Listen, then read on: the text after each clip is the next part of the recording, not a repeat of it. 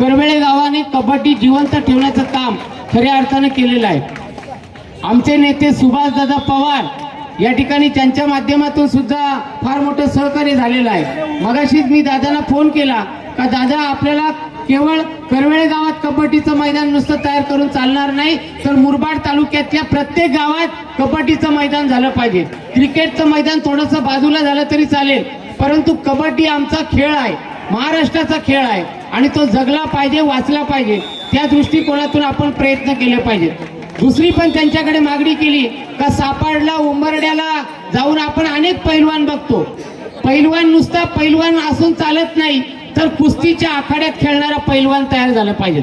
आपण अनेक पैलवान बघतो, बोलणारे बरोबर अनेक पैलवान आपल्याला बघायला मिळतात, पण खरा पैलवान कुस्तीचा पैलवान असतो। तो कुस्तीचा पैलवान सुद्धा आपल्या मुरबाड तालुक्यामध्ये तयार झाला पाहिजे।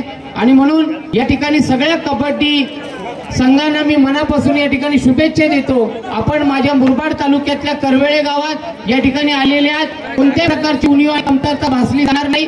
खेळाडू जर जखमी झाला त्याला मदत आणि उपचार दिले जातील, पंचायत आभार व्यक्त करतो।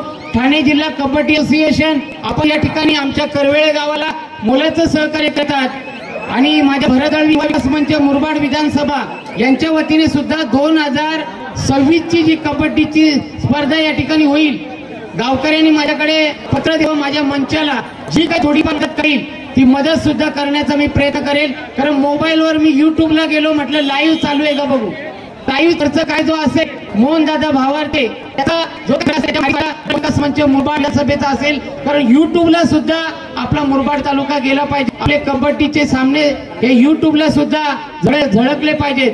ठाणे जिल्हा कबड्डी असोसिएशनचा सुद्धा या ठिकाणी मी मनापासून आभार करतो। संजीवनी मंडळाचा एक मुलगा जो आर्मी मध्ये आहे सुमित रांगणे, त्याचं सुद्धा या ठिकाणी मी मनापासून अभिनंदन करतो। आणि ठाणे जिल्हा कबड्डी असोसिएशनला माझी विनंती आहे का गाव आमचं तयार आहे, याच्यापेक्षा मोठं मैदान आम्ही तयार करू। राज्यस्तरीय कबड्डी स्पर्धा सुद्धा करवेळे गावामध्ये भविष्यामध्ये झाल्या पाहिजेत, यासाठी सुद्धा आपला प्रयत्न असणार आहे। पुन्हा एकदा करवेळे गावाचं या ठिकाणी अभिनंदन करतो।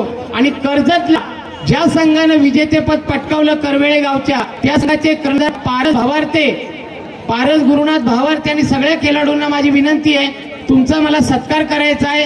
बरेच दिवसापासून चाललं होतं, वेळ मिळत नव्हता, आज मात्र तुमच्या गावाला आलोच्या घरामध्ये तुमचा सत्कार करायला आलो आहे। त्यामुळे सगळ्यांना विनंती आहे तुम्ही स्टेजवर यायचंय। धन्यवाद।